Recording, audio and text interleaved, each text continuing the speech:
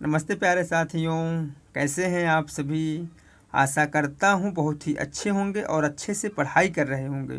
दोस्तों, आज हम आप सबके समझ प्रशिक्षित स्नातक शिक्षक भर्ती परीक्षा हेतु यानी कि टीजीटी हिंदी से संबंधित प्रैक्टिस संख्या 4 लेके आए हैं। अभी तक हम लोगों ने इसके अंतर्गत 3 प्रैक्टिस सेट तक देखे हैं, जिसका वीडियो आप मेरे यूट्यूब चैनल के प्लेलिस्ट से प्राप्त कर देख सकते हैं। इसके अलावा इन सब का पीडीएफ जो है आप मेरे टेलीग्राम चैनल तथा व्हाट्सएप ग्रुप से प्राप्त कर सकते हैं। चलिए देर न करते हुए शुरू करते हैं क्वेश्चन नंबर 1 से। यदि मेरा वीडियो आप सभी लोगों को अच्छा लगे तो लाइक करें और सब्सक्राइब करें। दोस्तों, आप लोग मुझे कमेंट करके ज़रूर बताइएगा कि आप लोगों का कितना क्वेश्चन सही हुआ है। क्वेश्चन नंबर 1 है, भाषा योग वशिष्ठ के जो रचनाकार हैं वह कौन है। पंडित दौलत राम है, या फिर राम प्रसाद निरंजनी है, या फिर सदल मिश्र है, या फिर मुंशी सदा सुखलाल नियाज हैं। तो भाषा योग वशिष्ठ के जो रचनाकार हैं वह है Ram Prasad Niranjani. Option number B सही हो जाएगा। चलिए हम लोग अगला क्वेश्चन देखते हैं। पुनर्जागरण काल हिंदी के किस काल के लिए नाम दिया गया है। वीरगाथा काल के लिए, या फिर प्रगतिवाद के लिए, या फिर आधुनिक काल के लिए, या फिर रीत काल के लिए। तो पुनर्जागरण काल जो नाम दिया गया है वह दिया गया है आधुनिक काल के लिए। ऑप्शन नंबर सी सही हो जाएगा। चलिए हम लोग अगला क्वेश्चन देखते हैं। क्वेश्चन नंबर 3 देखते हैं। राष्ट्र का स्वरूप निर्माण हेतु निम्न में से एक कथन सत्य है, उसे हमें बताना है। ऑप्शन ए है, धन जन और बल से राष्ट्र का स्वरूप बनता है, या फिर भूमि जन और जन की संस्कृति से राष्ट्र का स्वरूप बनता है, या फिर सेना भूमि और राष्ट्र से राष्ट्र का स्वरूप बनता है, या फिर उपयुक्त में से किसी से भी नहीं बनता है। तो इसमें जो ऑप्शन सही हो जाएगा ऑप्शन नंबर बी हो जाएगा, भूमि जन और जन की संस्कृति से राष्ट्र का स्वरूप बनता है। ऑप्शन नंबर बी सही हो जाएगा। चलिए हम लोग अगला क्वेश्चन देखते हैं। क्वेश्चन नंबर 4 देखते हैं। गेहूं बनाम गुलाब निबंध है, भावात्मक है, प्रतीकात्मक है, विचारात्मक है, या फिर सूत्रात्मक है। तो गेहूं बनाम गुलाब जो निबंध है वह है प्रतीकात्मक। ऑप्शन नंबर बी सही हो जाएगा। इसकी जो रचनाकार है वह है रामवृक्ष बेनीपुरी। चलिए हम लोग अगला क्वेश्चन देखते हैं। इनमें से एक उपन्यास आचार्य हजारी प्रसाद द्वारा लिखित नहीं है। इनमें से कौन सा एक उपन्यास जो है आचार्य हजारी प्रसाद द्विवेदी द्वारा लिखित नहीं है। चारुचंद्र लेख है, बाण भट्ट की आत्मकथा है, अनाम दास का पोथा है, या फिर चित्रलेखा है। तो चारुचंद्र लेख, बाण भट्ट की आत्मकथा और अनाम दास का पोथा, ये तीनों रचनाएं जो हैं हजारी प्रसाद द्विवेदी की हैं, जबकि चित्रलेखा जो है हजारी प्रसाद द्विवेदी की रचना ना होकर भगवती चरण वर्मा का उपन्यास विधा की रचना है। इसलिए ऑप्शन नंबर डी सही हो जाएगा। चलिए हम लोग अगला क्वेश्चन देखते हैं। रॉबर्ट्स नर्सिंग होम में किस विधा की रचना है। निबंध है, या फिर रिपोर्टाज है, या फिर यात्रावृत्त है, या फिर संस्मरण है। तो रॉबर्ट्स नर्सिंग होम में रिपोर्टाज विधा की रचना है। ऑप्शन नंबर बी सही हो जाएगा। कौन सा? ऑप्शन नंबर बी सही हो जाएगा। चलिए हम लोग अगला क्वेश्चन देखते हैं। निम्न कवियों में एक प्रेमाख्यान का परंपरा के कवि हैं, चिन्हित कीजिए। दादू दयाल, संत रैदास, मलिक मोहम्मद जायसी, या फिर रहीम दास। तो इसमें जो ऑप्शन सही हो जाएगा ऑप्शन नंबर सी सही हो जाएगा। प्रेमाख्यान का परंपरा का इनमें से एक कवि जो है वह है मलिक मोहम्मद जायसी। चलिए हम लोग अगला क्वेश्चन देखते हैं। क्वेश्चन नंबर 8 देखते हैं। शब्द का कोशगत अर्थ ग्रहण किए जाने पर शब्द शक्ति होती है, व्यंजना होती है, अभिधा होती है, लक्षणा होती है, या फिर इनमें से कोई नहीं। तो इसमें जो ऑप्शन सही हो जाएगा ऑप्शन नंबर बी हो जाएगा, अभिधा होती है। चलिए हम लोग अगला क्वेश्चन देखते हैं। क्वेश्चन नंबर 9 देखते हैं। बिनु पग चले सुने बिनु काना पंक्ति में अलंकार है, विशेषोक्ति अलंकार है, या फिर विभावना अलंकार है, या फिर असंगत अलंकार है, या फिर वक्रोक्ति अलंकार है। तो इसमें जो ऑप्शन सही हो जाएगा ऑप्शन नंबर बी हो जाएगा, विभावना अलंकार है। चलिए हम लोग अगला क्वेश्चन देखते हैं। पंत जी को किस रचना पर ज्ञानपीठ पुरस्कार प्राप्त हुआ था। चितंबरा पर, या फिर लोकायतन पर, या फिर पल्लव पर, या फिर वीणा पर। तो इसमें जो ऑप्शन सही हो जाएगा, पंत जी को ज्ञानपीठ पुरस्कार जो है चितंबरा रचना पर प्राप्त हुआ था। ऑप्शन नंबर ए सही हो जाएगा। चलिए हम लोग अगला क्वेश्चन देखते हैं। 84 वैष्णवन की वार्ता के लेखक कौन है। बताइए आप लोग, 84 वैष्णवन की वार्ता के लेखक कौन है। गोसाई विट्ठलनाथ हैं, या फिर गोसाई गोपीनाथ हैं, या फिर नाभादास हैं, या फिर गोसाई गोकुलनाथ हैं। तो इसमें जो ऑप्शन सही हो जाएगा ऑप्शन नंबर डी हो जाएगा। गोसाई गोकुलनाथ जो हैं 84 वैष्णवी वार्ता के लेखक हैं। चलिए हम लोग अगला क्वेश्चन देखते हैं। क्वेश्चन नंबर 12 देखते हैं। निम्नलिखित में से एक कहानी मुंशी प्रेमचंद की नहीं है। इनमें से एक कहानी कौन सी मुंशी प्रेमचंद की नहीं है? ईदगाह नहीं है, लॉटरी नहीं है, या फिर बड़े भाई साहब नहीं है, या फिर तीर्थ यात्रा नहीं है। तो ईदगाह, लॉटरी और बड़े भाई साहब ये तीनों रचनाएं जो हैं मुंशी प्रेमचंद की कहानी हैं, जबकि तीर्थ यात्रा जो है मुंशी प्रेमचंद की कहानी ना होकर के सुदर्शन की कहानी है। इसलिए ऑप्शन नंबर डी सही हो जाएगा। चलिए हम लोग अगला क्वेश्चन देखते हैं। क्वेश्चन नंबर 13 देखते हैं। रासो काव्य की भाषा है राजस्थानी है, पिंगल है, बांगरू है, या फिर डिंगल है। तो रासो काव्य की जो भाषा है वह क्या है? तो वह है डिंगल। ऑप्शन नंबर डी सही हो जाएगा। चलिए हम लोग अगला क्वेश्चन देखते हैं। क्वेश्चन नंबर 14 देखते हैं। 11 वर्ष का समय कहानी के लेखक हैं रामचंद्र शुक्ल हैं, अज्ञेय हैं, यशपाल हैं, या फिर उषा प्रियंदा है। तो 11 वर्ष का समय कहानी के जो लेखक हैं वह है Ramchandra Shukla. Option number A सही हो जाएगा। चलिए हम लोग अगला क्वेश्चन देखते हैं। इनमें से एक कवि नहीं है, बताइए आप लोग, इनमें से एक कवि नहीं है कौन? सेनापति, या फिर डॉक्टर सत्येंद्र, या फिर नागार्जुन, या फिर सुभद्रा कुमारी चौहान। तो इसमें जो ऑप्शन सही हो जाएगा ऑप्शन नंबर बी हो जाएगा। डॉक्टर सत्येंद्र जो है कवि नहीं है, बाकी तीनों जो है सेनापति, नागार्जुन और सुभद्रा कुमारी चौहान जो है कवि हैं। चलिए हम लोग अगला क्वेश्चन देखते हैं। भक्तमाल के रचनाकार हैं रैदास हैं, नाभादास हैं, सुखदास हैं, या फिर जीवन दास हैं। तो भक्तमाल की जो रचनाकार हैं वह है नाभादास। ऑप्शन नंबर बी सही हो जाएगा।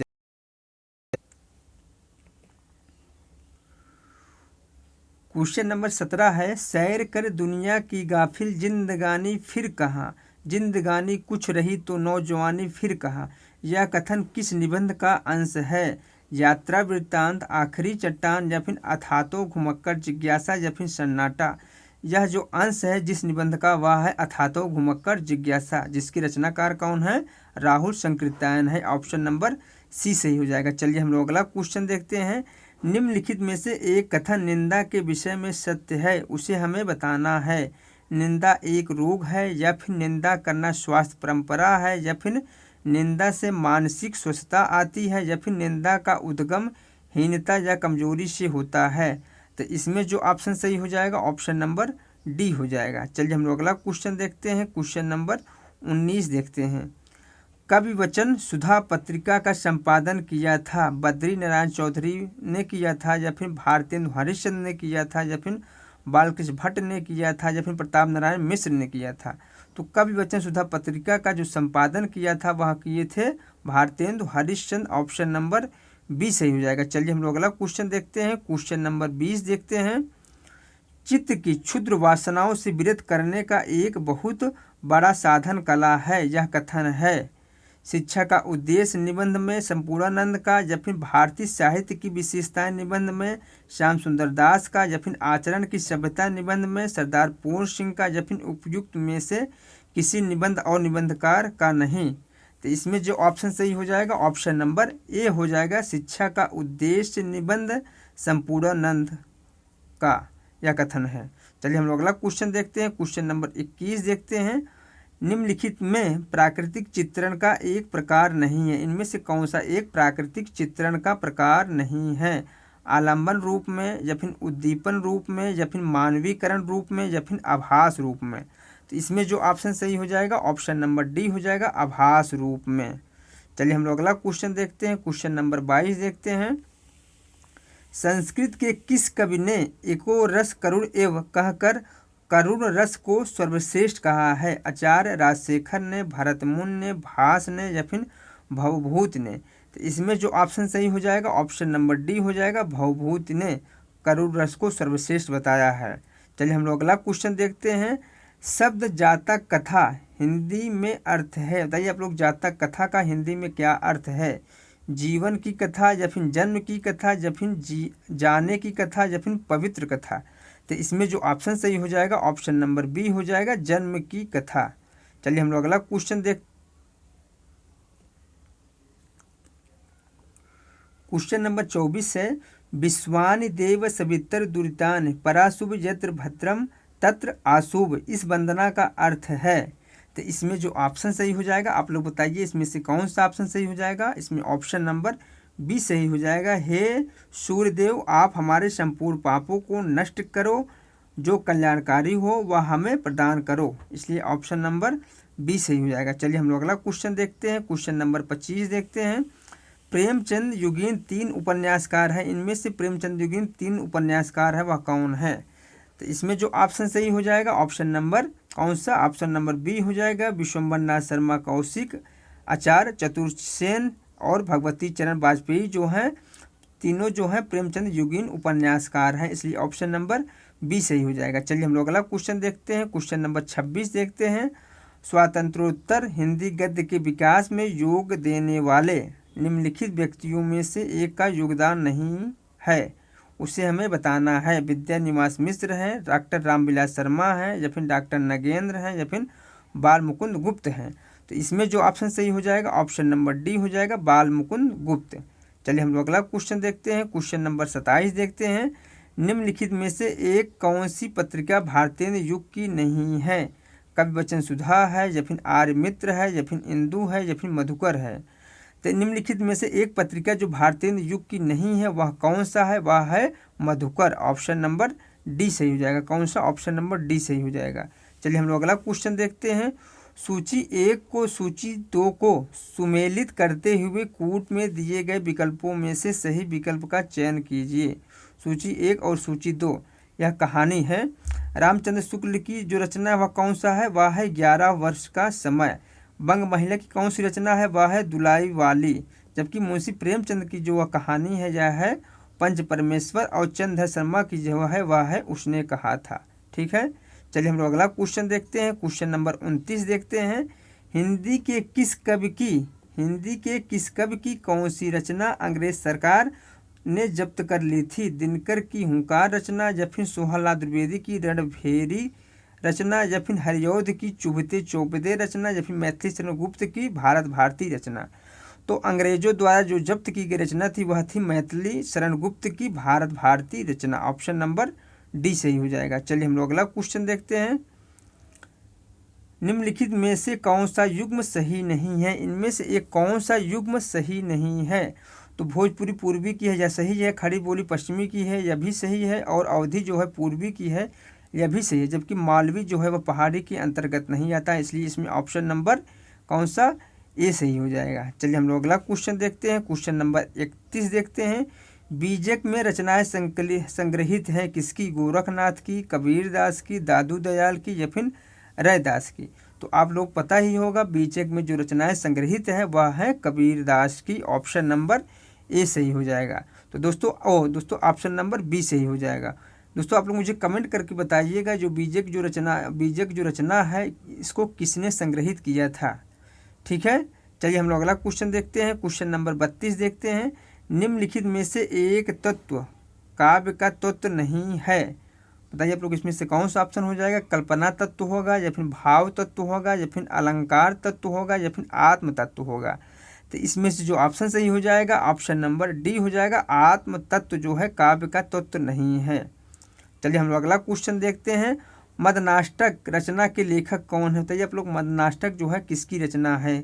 रसलीन की है, रसखान की है, अब्दुल रहीम की है, या फिर कविगंग की है।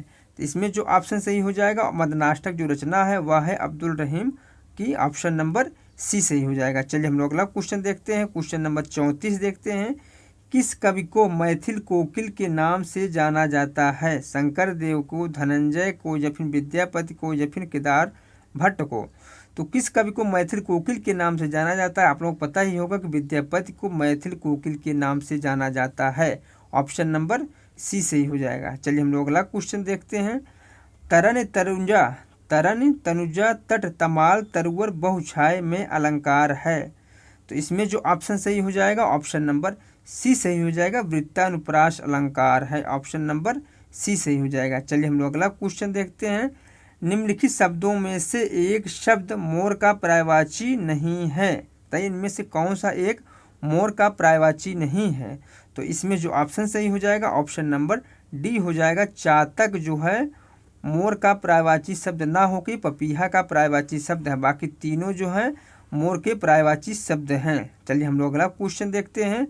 हरिऔध द्वारा रचित रुक्मणी परिणय है उपन्यास विधा की रचना है या फिर काव्य विधा की रचना है या फिर काव्यखंड है या फिर नाटक है। तो इसमें जो ऑप्शन सही हो जाएगा, रुक्मणी परिणय जो है वह एक नाटक है। ऑप्शन नंबर डी सही हो जाएगा। चलिए हम लोग अगला क्वेश्चन देखते हैं। क्वेश्चन नंबर 38 देखते हैं। छत्तीसगढ़ी बोली का अधिकांश क्षेत्र है उत्तर प्रदेश में, उड़ीसा में, राजस्थान में या फिर छत्तीसगढ़ में। तो छत्तीसगढ़ी बोली का अधिकांश क्षेत्र जो है वह है छत्तीसगढ़ में। ऑप्शन नंबर डी सही हो जाएगा। चलिए हम लोग अगला क्वेश्चन देखते हैं। गोरखवाणी का संबंध है सिद्ध साहित्य से, जैन साहित्य से, बौद्ध साहित्य से या फिर नाथ साहित्य से है। तो बताइए आप लोग गोरखवाणी का संबंध किससे है। तो इसमें जो ऑप्शन सही हो जाएगा वह है ऑप्शन नंबर डी, नाथ साहित्य से है गोरखवाणी का संबंध। चलिए हम लोग अगला क्वेश्चन देखते हैं। वंश भास्कर ग्रंथ के रचनाकार हैं अगरचंद नाहटा है, सूरमल मिश्रण है या फिर कवि या फिर करणी दान है या फिर श्यामल दान है। तो इसमें जो ऑप्शन सही हो जाएगा, वंश भास्कर के जो रचनाकार है वह है सूरमल मिश्रण। ऑप्शन नंबर बी सही हो जाएगा। क्वेश्चन नंबर 41 है। निम्नलिखित में से एक भाषा द्रविड़ भाषा परिवार की नहीं है। तमिल नहीं है, कन्नड़ नहीं है, तेलुगु नहीं है या फिर कोंकणी नहीं है। तो द्रविड़ भाषा परिवार की जो भाषा नहीं है वह कौन है, तो वह है कोंकणी जो है द्रविड़ भाषा परिवार की नहीं है। बाकी तमिल, तेलुगु और कन्नड़ जो है द्रविड़ भाषा परिवार की है। इसलिए ऑप्शन नंबर इसमें डी सही हो जाएगा। चलिए हम लोग अगला क्वेश्चन देखते हैं। क्वेश्चन नंबर 42 देखते हैं। पहेलियाँ और मुकरियाँ लिखने वाला प्रसिद्ध व्यक्ति है। कुतुबन है, निजामुद्दीन है या फिर अमीर खुसरो है या फिर मुल्ला दाऊद है। तो पहेलियाँ और मुकरियाँ लिखने वाला जो कवि है वह है अमीर खुसरो। ऑप्शन नंबर सी सही हो जाएगा। चलिए हम लोग अगला क्वेश्चन देखते हैं। निम्नलिखित में से एक वर्णिक छंद नहीं है, इनमें से कौन सा एक वर्णिक छंद नहीं है। तो इसमें से जो ऑप्शन सही हो जाएगा ऑप्शन नंबर डी हो जाएगा। हर गीत का जो है वर्णिक छंद नहीं है, या बल्कि यह एक सममात्रिक छंद है। इसलिए ऑप्शन नंबर डी हो जाएगा। बाकी तीनों जो हैं एक वर्णिक छंद हैं। चलिए हम लोग अगला क्वेश्चन देखते हैं। क्वेश्चन नंबर 44 देखते हैं। चढ़ चेतक पर तलवार उठा करता था भूतल पानी को, राणा प्रताप सिर काट काट करता था सफल जवानी को। इन पंक्ति में कौन सा रस है। अद्भुत रस है, रौद्र रस है, वीर रस है या फिर बीभत्स रस है। तो इसमें जो ऑप्शन सही हो जाएगा, उपयुक्त पंक्ति में जो रस है वह है वीर रस। ऑप्शन नंबर सी सही हो जाएगा। चलिए हम लोग अगला क्वेश्चन देखते हैं। निम्न युग्मों में एक युग्म विलोम की दृष्टि से अशुद्ध है, उसे हमें बताना है। तो बताइए आप लोग इनमें से कौन सा एक विकल्प जो है विलोम की दृष्टि से अशुद्ध है। तो इसमें जो ऑप्शन सही हो जाएगा ऑप्शन नंबर ए हो जाएगा। मृदु का जो विलोम होता है वह होता है कठोर, और रुच का विलोम जो होता है वह होता है अरुच। बाकी तीनों जो हैं शुद्ध रूप हैं विलोम के। चलिए हम लोग अगला क्वेश्चन देखते हैं। क्वेश्चन नंबर 46 देखते हैं। मैं पंडित हूँ तुम बुद्ध हो, किस कहानी में तोता यह बार बार दोहराता है। सती कहानी में या फिर अपना अपना भाग्य कहानी में या फिर वसीयत कहानी में या फिर बहादुर कहानी में। तो वसीयत कहानी में तोता यह बार बार दोहराता है मैं पंडित हूँ तुम बुद्ध हो। इसलिए ऑप्शन नंबर सी सही हो जाएगा। चलिए हम लोग अगला क्वेश्चन देखते हैं। क्वेश्चन नंबर 47 देखते हैं। श्रीमद् भागवत के किस स्कंध के 2 श्लोकों को भ्रमर गीत प्रसंग लेखन का आधार माना जाता है। सप्तम स्कंद या फिर दसम स्कंद या फिर पंचम स्कंद या फिर तृतीय स्कंद। इसमें जो ऑप्शन सही हो जाएगा ऑप्शन नंबर बी हो जाएगा, दसम स्कंद। चलिए हम लोग अगला क्वेश्चन देखते हैं। क्वेश्चन नंबर 48 देखते हैं। मेरी भव बाधा हरो राधा नागर सोय पंक्ति किस रचना का अंश है। दोस्तों बताइए यह पंक्ति जो है मेरी भव बाधा हरो राधा नागर सोय किस रचना का अंश है। रामचंद्रिका का, वीर सतसई का या फिर बिहारी सतसई का या फिर सूरसागर का। यह जो उपयुक्त पंक्ति है वह है बिहारी का, और इनकी जो रचना है वह बिहारी सतसई से लिया गया यह पंक्ति है। इसलिए ऑप्शन नंबर सी सही हो जाएगा। चलिए हम लोग अगला क्वेश्चन देखते हैं। क्वेश्चन नंबर 49 देखते हैं।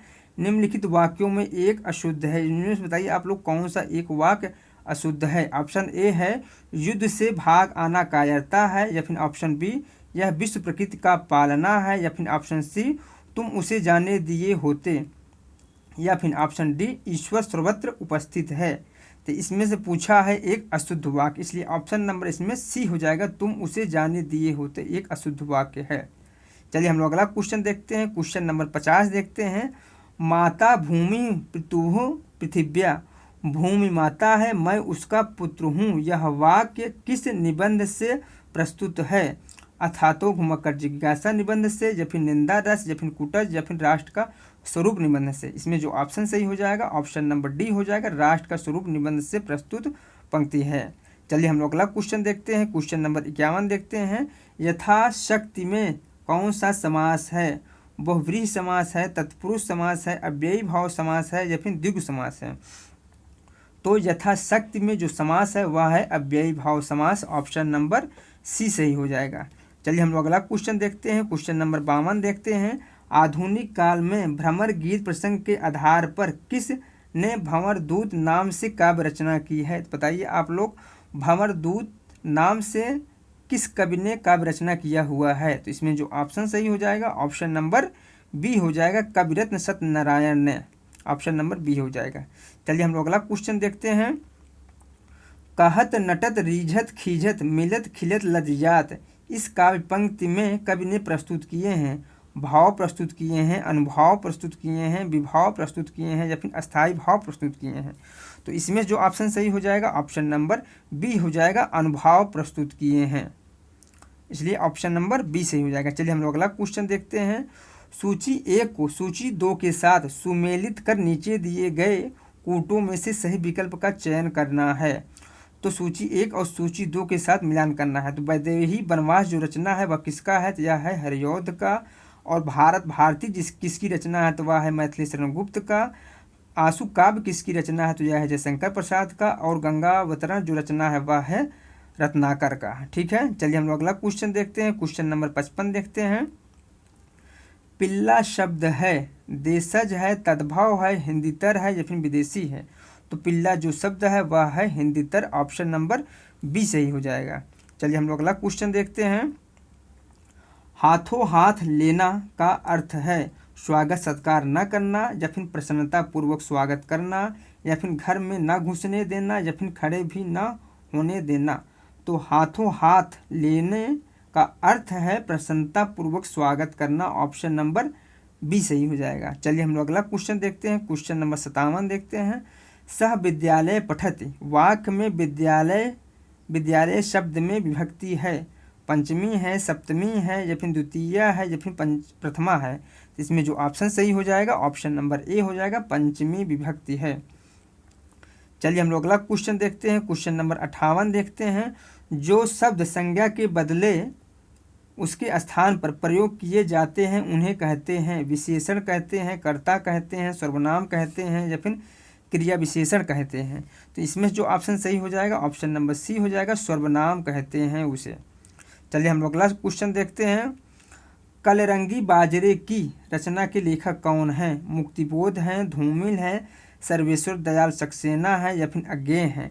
इसमें जो ऑप्शन सही हो जाएगा ऑप्शन नंबर डी हो जाएगा, अज्ञेय की यह रचना है कलरंगी बाजरे की। चलिए हम लोग अगला क्वेश्चन देखते हैं, क्वेश्चन नंबर 60 देखते हैं।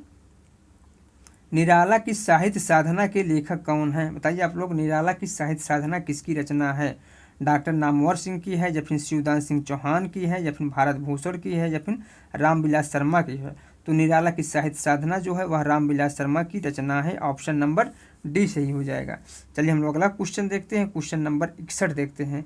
अपभ्रंश के जैन कवियों में सर्वाधिक प्रसिद्ध कवि कौन है? हेमचंद हैं, पुष्पदंत हैं, या फिर हेमेंद्र हैं, या फिर कडप्पा है? इसमें जो ऑप्शन सही हो जाएगा ऑप्शन नंबर बी हो जाएगा, पुष्पदंत। चलिए हम लोग अगला क्वेश्चन देखते हैं, क्वेश्चन नंबर 62 देखते हैं। हमीर रासों के कवि हैं, बताइए आप लोग, हमीर रासों के कौन कवि हैं? सारंगधर हैं, या फिर नल सिंह हैं, या फिर जगनिक हैं, या फिर नरहरि हैं? इसमें जो ऑप्शन सही हो जाएगा हमीर रासों के जो कवि हैं वह है सारंगधर, ऑप्शन नंबर ए सही हो जाएगा। चलिए हम लोग अगला क्वेश्चन देखते हैं। जय मयंक जस चंद्रिका काव्य के रचनाकार हैं? केदार भट्ट हैं, मधुकर भट्ट हैं, विद्यापति हैं, या फिर शरद चंद्र हैं? तो जय मयंक जस चंद्रिका के जो रचनाकार हैं वह है Madhukar Bhatt, option number B सही हो जाएगा। कौन? ऑप्शन नंबर बी सही हो जाएगा। चलिए हम लोग अगला क्वेश्चन नंबर 64 है। भक्ति द्रविड़ी उपजी लाए रामानंद, कथन के अनुसार भक्ति का प्रादुर्भाव हुआ है द्रविड़ में, दक्षिण में, द्वारिका में या फिर देश में। तो भक्ति का प्रादुर्भाव जो हुआ है वह हुआ है दक्षिण में। ऑप्शन नंबर बी सही हो जाएगा। चलिए हम लोग अगला क्वेश्चन देखते हैं। क्वेश्चन नंबर 65 देखते हैं। दिवसावसान का समय मेघमय आसमान से उतर रही है, वह संध्या सुंदरी परी सी धीरे धीरे। इन काव्य पंक्ति में प्रमुख अलंकार है विशेषण विपर्य अलंकार है या फिर अनुरण अलंकार है या फिर मानवीकरण अलंकार है या फिर विप्सा अलंकार है। तो इसमें जो ऑप्शन सही हो जाएगा ऑप्शन नंबर सी सही हो जाएगा, मानवीकरण अलंकार है।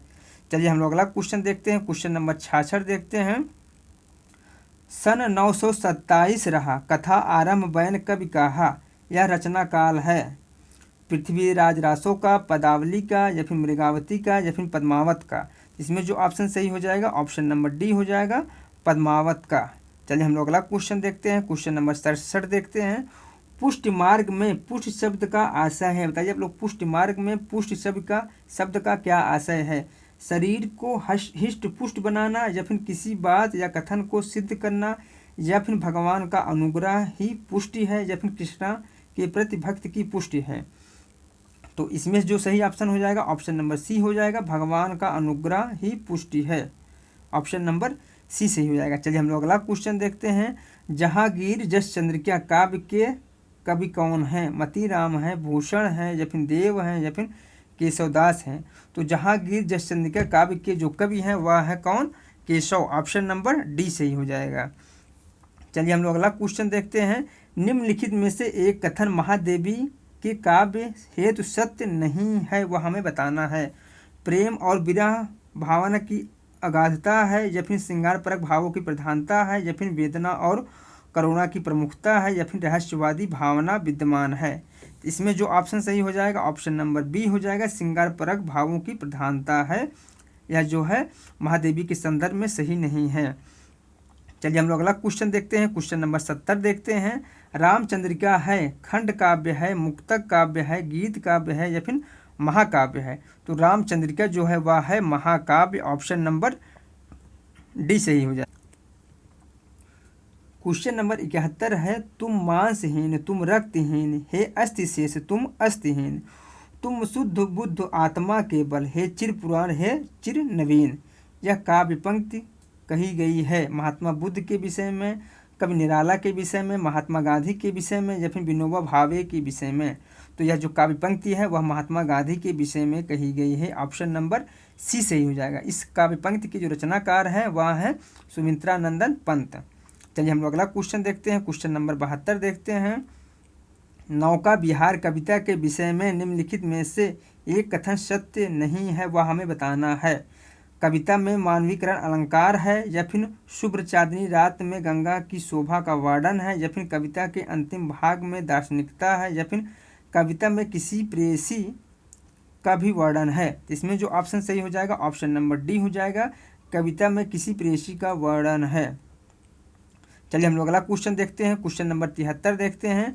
आचरण की सभ्यता बलवती, अर्थवती और प्रभावती होती है, इनमें से काले शब्द में प्रत्यय है। बताइए आप लोग बलवती में और अर्थवती में और प्रभावती में कौन सा प्रत्यय है।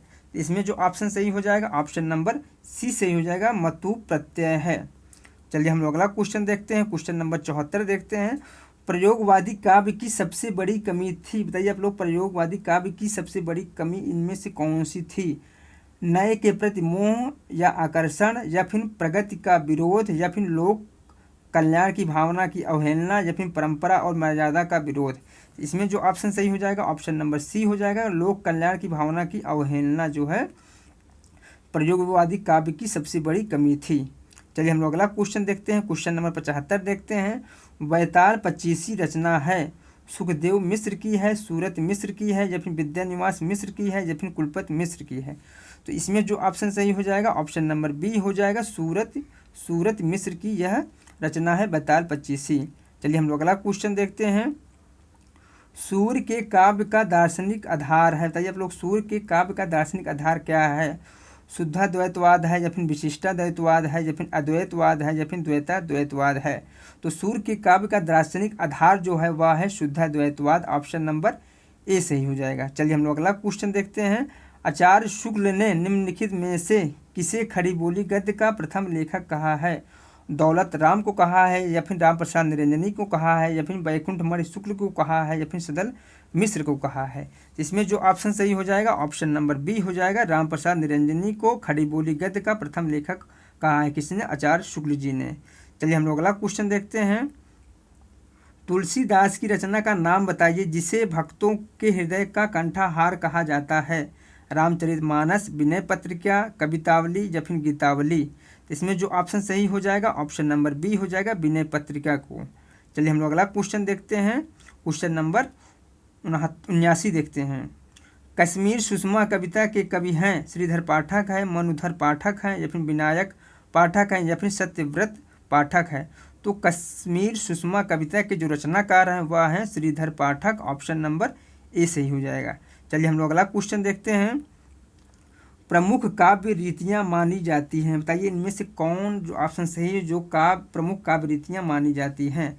इसमें जो ऑप्शन सही हो जाएगा ऑप्शन नंबर बी हो जाएगा। वैदर्भी, पंचाली और गौड़ी जो है काव्य की प्रमुख रीतियाँ मानी जाती हैं। चलिए हम लोग अगला क्वेश्चन देखते हैं। जयशंकर प्रसाद की प्रारंभिक ब्रजभाषा में लिखी गई कविताओं का संग्रह कौन सा है? करुणालय है, आंसू काव्य है, चित्राधर है, या फिर कानन कुसुम है? इसमें जो ऑप्शन सही हो जाएगा ऑप्शन नंबर सी सही हो जाएगा, चित्राधर। चलिए हम लोग अगला क्वेश्चन देखते हैं। क्वेश्चन नंबर 82 देखते हैं। साकेत महाकाव्य के शीर्षक साकेत का अर्थ है अवध है, अयोध्या है, देवलोक है, या फिर स्वर्गलोक है?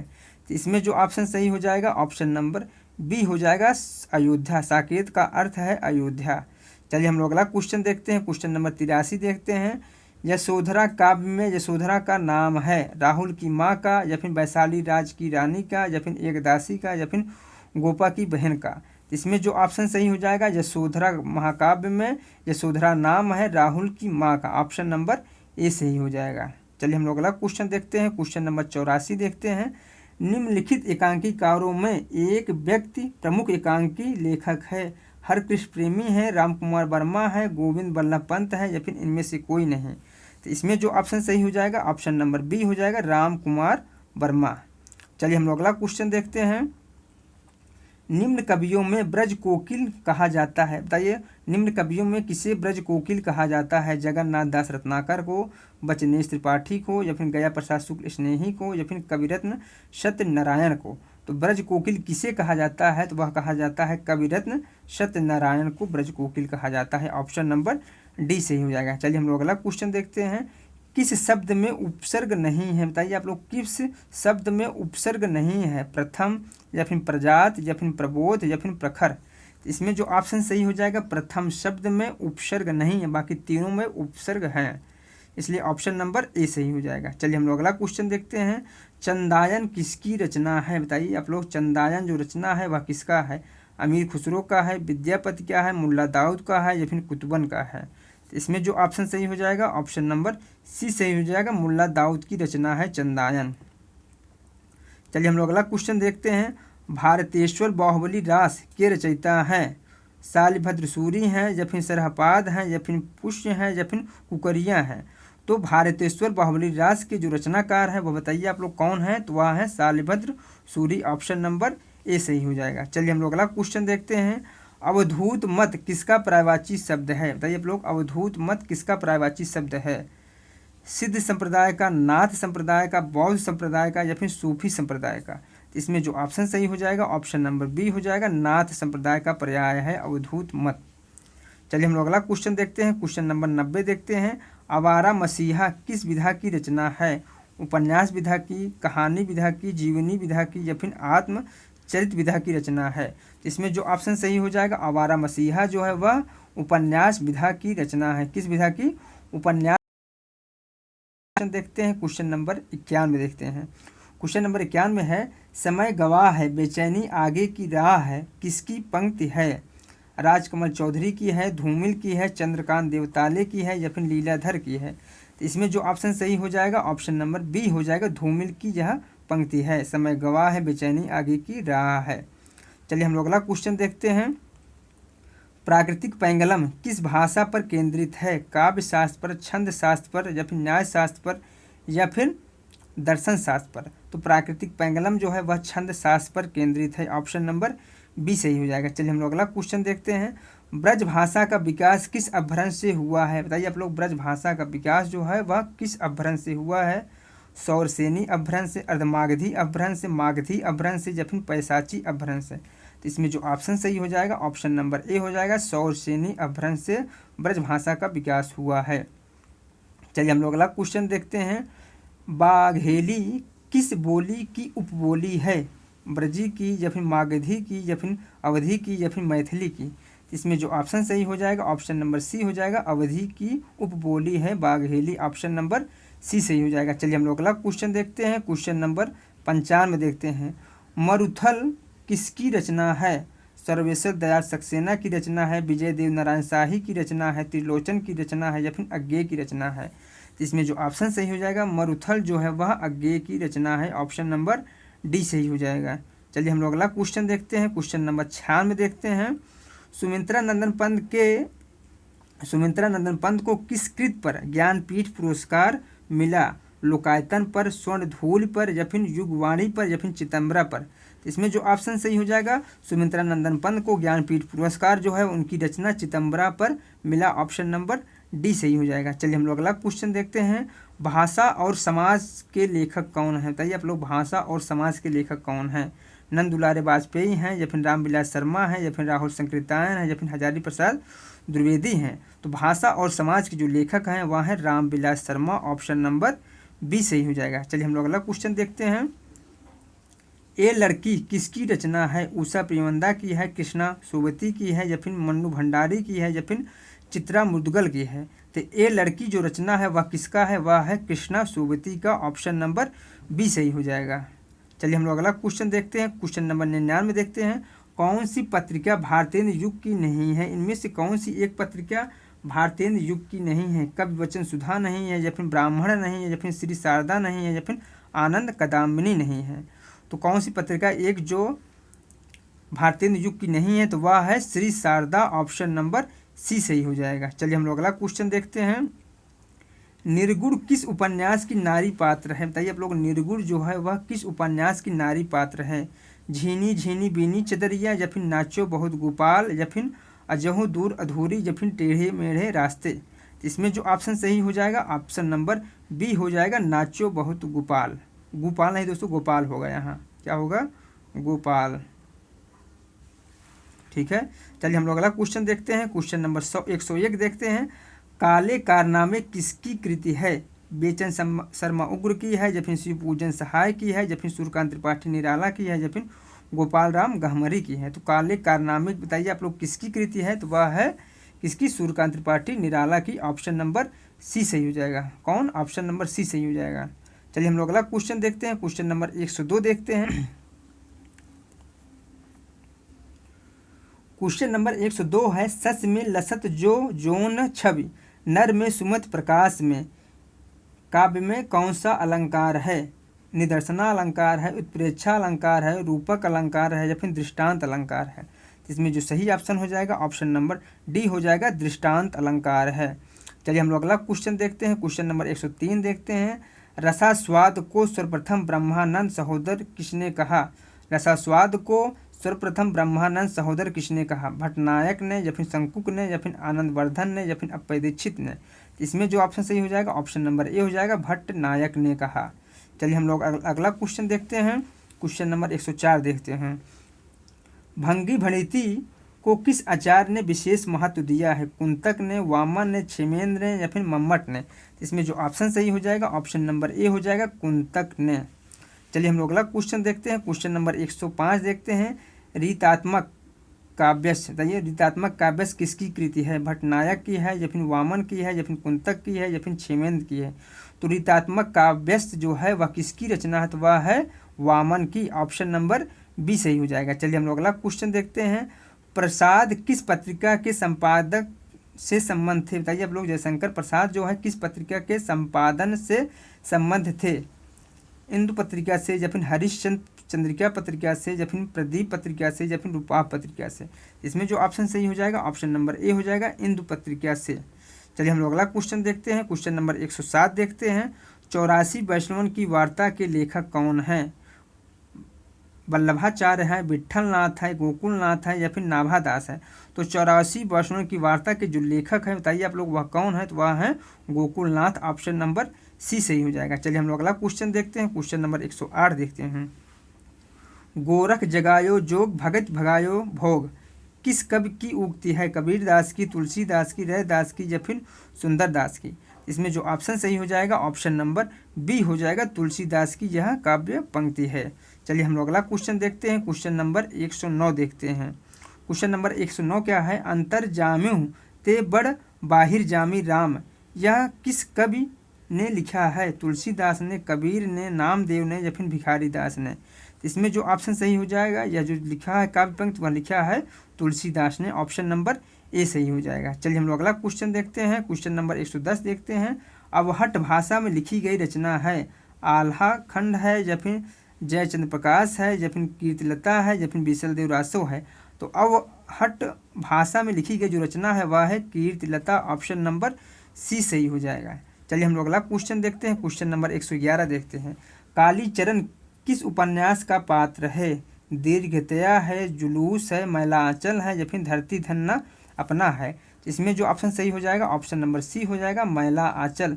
कालीचरण जो पात्र है वह मैला आंचल उपन्यास का पात्र है। चलिए हम लोग अगला क्वेश्चन देखते हैं। साहित्य अकादमी पुरस्कार किस लेखक को मिला? फणीश्वर नाथ रेणु को या फिर धर्मवीर भारती को या फिर अरुण कमल को या फिर शेखर जोशी को। इसमें जो ऑप्शन सही हो जाएगा ऑप्शन नंबर सी सही हो जाएगा, अरुण कमल को कौन सा पुरस्कार? साहित्य अकादमी पुरस्कार मिला। चलिए हम लोग अगला क्वेश्चन देखते हैं। क्वेश्चन नंबर 113 देखते हैं। साहित्य को सभ्यता समीक्षा किस साहित्यकार ने कहा?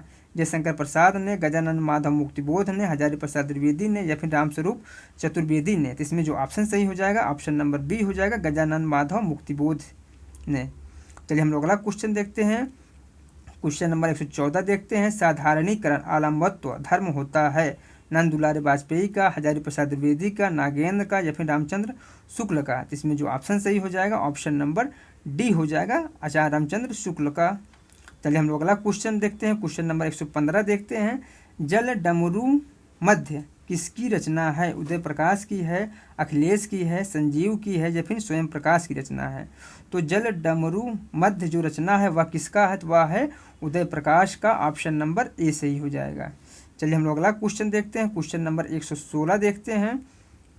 जूठन किस दलित लेखक की आत्मकथा है? बताइए आप लोग, जूठन जो है वह किस दलित लेखक की आत्मकथा है? सूरजपाल चौहान का है, ओम प्रकाश वाल्मीकि का है या फिर सोहनदास नैमिषराय का है या फिर कंवल भारती का है।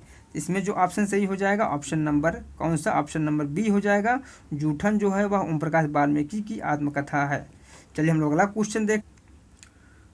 क्वेश्चन नंबर 17 है। इनमें से कौन सा उपन्यास वृंदावन लाल वर्मा द्वारा नहीं लिखा गया है? बताइए इनमें से कौन सा एक उपन्यास वृंदावन लाल वर्मा का नहीं है? तो वह है option number D, Nana Phadnavis जो रचना है यह वृंदावन लाल वर्मा का नहीं है। बाकी तीनों रचनाएं जो हैं वह वर्मा जी का है। चलिए हम लोग अगला क्वेश्चन देखते हैं। क्वेश्चन नंबर 118 देखते हैं। भारत में प्रगतिशील लेखक संघ का प्रथम अधिवेशन किस शहर में हुआ? दिल्ली में हुआ, कोलकाता में हुआ, लखनऊ में हुआ या फिर अहमदाबाद में हुआ। तो भारत में प्रगतिशील लेखक संघ का प्रथम अधिवेशन जो है वह लखनऊ में हुआ। ऑप्शन नंबर सी सही हो जाएगा। चलिए हम लोग अगला क्वेश्चन देखते हैं। सरस्वती पत्रिका का प्रकाशन किस सन में प्रारंभ हुआ था? 1900 ईस्वी में या फिर 1902 ईस्वी में या फिर 1903 ईस्वी में या फिर 1904 ईस्वी में। तो सरस्वती पत्रिका का प्रकाशन जो है वह 1900 ईस्वी में प्रारंभ हुआ था। ऑप्शन नंबर ए सही हो जाएगा। चलिए हम लोग अगला क्वेश्चन देखते हैं। क्वेश्चन नंबर 120 देखते हैं। माइकेल मधुसूदन कृत मेघनाथ वध हिंदी के अनुवादक कौन है? मैथिली शरण गुप्त हैं, महावीर प्रसाद द्विवेदी हैं या फिर अयोध्या सिंह उपाध्याय हरिऔध हैं या फिर शांति द्विवेदी हैं। तो इसमें जो ऑप्शन सही हो जाएगा ऑप्शन नंबर ए हो जाएगा, मैथिली शरण गुप्त। चलिए हम लोग अगला क्वेश्चन देखते हैं। क्वेश्चन नंबर 121 देखते हैं। क्वेश्चन नंबर 121 क्या है? मैथिल हिंदी में रचित सर्वप्रथम गद्य रचना वर्ण रत्नाकर के रचयिता हैं? शंकरदेव हैं, विद्यापति हैं, या फिर ज्योतिश्वर हैं, या फिर माधव देव कंदली हैं? तो इसमें जो ऑप्शन सही हो जाएगा ऑप्शन नंबर सी हो जाएगा, ज्योतिश्वर ठाकुर हैं। ठीक है, वर्ण रत्नाकर के रचनाकार। चलिए हम लोग अगला क्वेश्चन देखते हैं। क्वेश्चन नंबर 122 देखते हैं। क्वेश्चन नंबर 122 क्या है? 7वीं शताब्दी में रचित एक अपर्याप्त केवल नाम शेष ग्रंथ जिसके विषय में काव्यांग थे का नाम है? अलंकार छंदाभरण, या फिर अलंकार रसाभरण, या फिर छंदालंकार, या फिर काव्यांग विचार? इसमें जो ऑप्शन सही हो जाएगा ऑप्शन नंबर ए हो जाएगा, अलंकार छंदाभरण। चलिए हम लोग अगला क्वेश्चन देखते हैं। क्वेश्चन नंबर 123 देखते हैं। टकसाली भाषा से तात्पर्य है बोलचाल की भाषा, समान भाषा, शुद्ध या परिमिश्रित भाषा, या फिर गढ़कर निर्मित की गई भाषा? इसमें जो ऑप्शन सही हो जाएगा ऑप्शन नंबर सी सही हो जाएगा, शुद्ध या परिमिश्रित भाषा। चलिए हम लोग अगला क्वेश्चन देखते हैं। क्वेश्चन नंबर 124 देखते हैं। क्वेश्चन नंबर 124 क्या है? हिंदी कोश हिंदी शब्द सागर के संपादक निम्नलिखित में से कौन थे? राजेश पुरुषोत्तम दास टंडन थे, या फिर डॉक्टर श्याम सुंदर दास थे, या फिर मिश्रबंध विनोद थे, या फिर आचार्य रामचंद्र शुक्ल थे? इसमें जो ऑप्शन सही हो जाएगा ऑप्शन नंबर डी हो जाएगा, आचार्य रामचंद्र शुक्ल थे। चलिए हम लोग अगला क्वेश्चन देखते हैं। क्वेश्चन नंबर 125 है। हिंदी के प्रथम समाचार पत्र उदंत मार्तंड का प्रकाशन वर्ष और संपादक कौन है? तो इसका जो प्रकाशन वर्ष है वह है 1826 और इसके जो संपादक रहे हैं वह रहे हैं जुगल किशोर शुक्ल, इसलिए ऑप्शन नंबर बी सही हो जाएगा। ठीक दोस्तों।